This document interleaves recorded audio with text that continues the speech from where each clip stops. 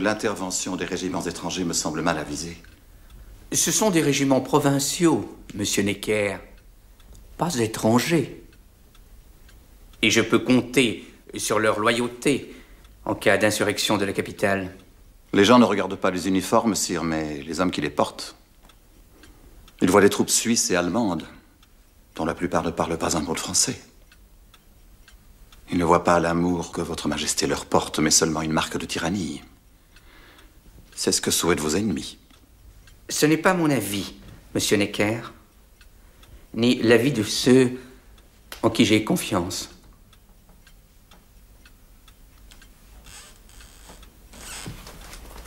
Alors, votre majesté, je n'ai pas d'autre choix que de vous offrir à regret ma démission.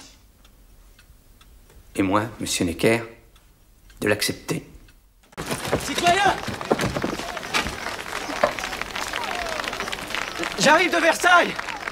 Le roi a renvoyé Necker! Citoyens, c'est le signe! C'est le signe d'une Saint-Barthélemy pour les patriotes! Ce soir même, les bataillons suisses et allemands sortiront du champ de Mars pour nous égorger! Nous n'avons qu'une seule ressource. Les armes!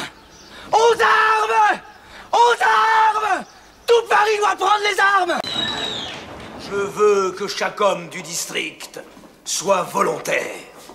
Nous montrerons au monde entier que nous n'avons pas peur de ces chiens galeux qui osent assiéger notre cité.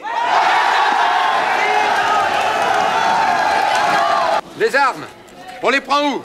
Les fusils sont aux Invalides et la poudre à la Bastille!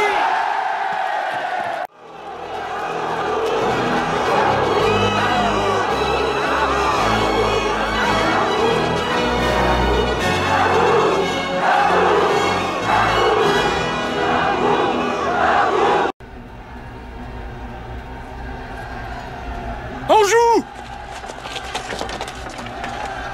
Feu! Feu par Dieu!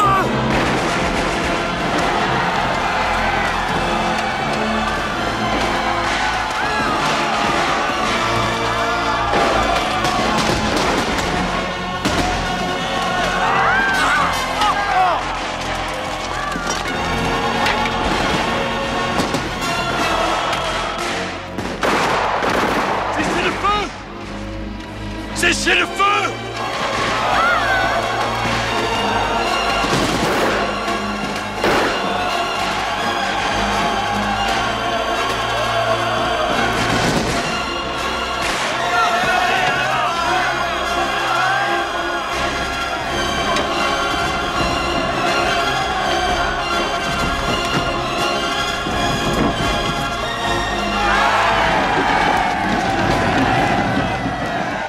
Que faites-vous?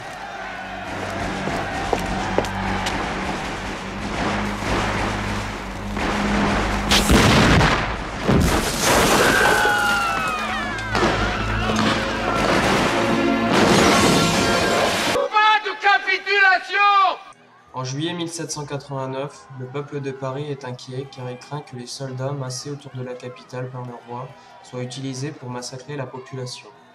Lorsque les Parisiens sont informés du renvoi de Necker, l'avocat Camille Desmoulins appelle à prendre les armes. Les Parisiens s'emparent de fusils à poudre puis ils assiègent la Bastille où de la poudre est stockée. La prise de la Bastille le 14 juillet 1789 marque le début de l'effondrement de la monarchie absolue. Sire. Sire. Qu'y a-t-il? Sire, les Parisiens ont pris la Bastille.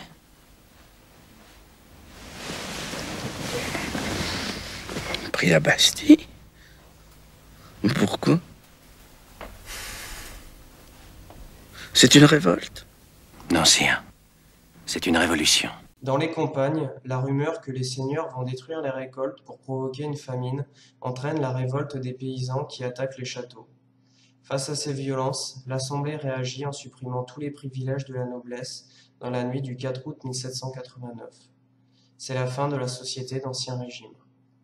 Sous la pression des Parisiens, le 27 août 1789, le roi est obligé de promulguer la Déclaration des droits de l'homme et du citoyen, qui affirme la liberté et l'égalité de tous les hommes, comme le montre symboliquement la femme qui brise ses chaînes et le triangle équilatéral aux 3 côtés égaux.